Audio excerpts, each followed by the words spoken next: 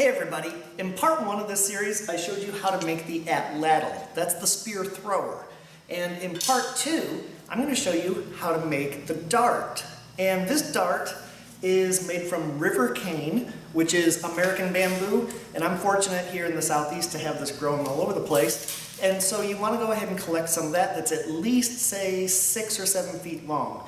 Now the dart should be 66 inches long, but I roughly go with my height, which is about 5'9" or so. You want to find a straight piece of river cane that's at least the 6 or 7 feet long. Give yourself some extra.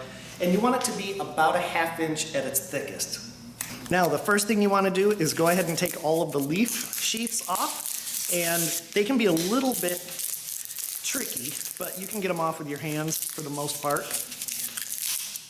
Okay, the thick end, that is the wider end, is going to be the part that accepts the dart. And we want some stability, we want it to be kind of sturdy, and so we want to look for a node. You see how there's a node right there? We want to cut just above that node.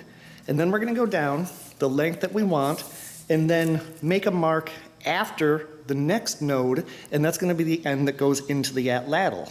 My favorite tool for a lot of these projects is the Dremel with a cutoff wheel. You could use a handsaw, you could use a Stanley knife, I mean you could use a flint chip to do this if you wanted to.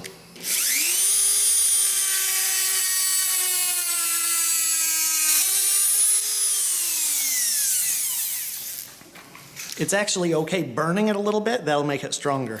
And so you see that we have a socket already started, and we're going to repeat this on the narrow end.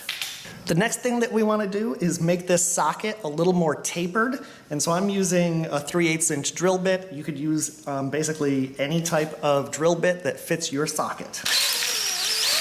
You see how I'm making progress, making this more into a tapered socket, and I'll probably finish it with a 1/4 inch drill bit.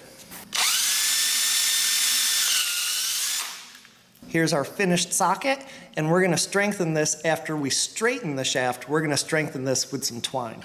And now comes the fun part, straightening the shaft. So let's look at what we have here.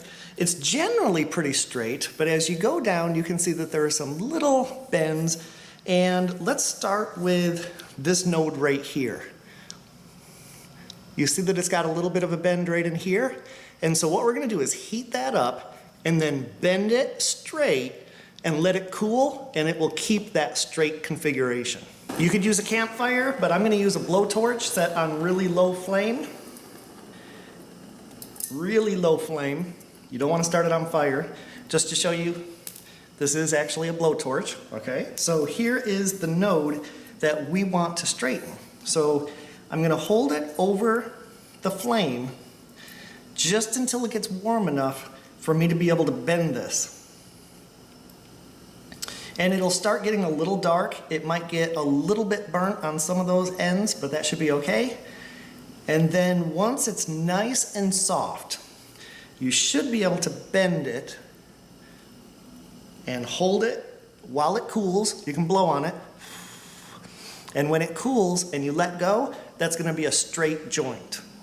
Okay, so I'm going to hold that over the flame, just getting it mosty toasty warm. Not starting it on fire.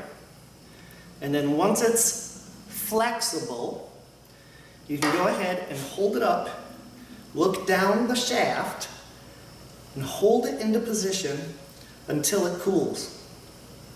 Native Americans used to have arrow straighteners, and you could also use it in this case. It's simply a piece of bone or a piece of wood with a hole drilled in it and a handle. And then this is for when you have a really stubborn spot or if the wood is getting too hot to hold. So you would warm up the shaft and then hold this into position and give it some leverage. That leverage allows you to straighten it and hold it while it cools. Working down the shaft, and I'll get back to you when it's straight. To do the wrapping at both socket ends, I'm going to be using artificial sinew. Now this is a lot like dental floss, and it's kind of been waxed, and you can buy this online. It's meant to mimic natural sinew, which is deer tendon or any animal tendon that you dry and basically you make little strips out of. I'm going to be using wood glue to secure this. Obviously, if this was a primitive situation, you could use some type of pine pitch or some type of natural glue, like a hide glue. Okay, so I'm just going to rub this all over the socket end.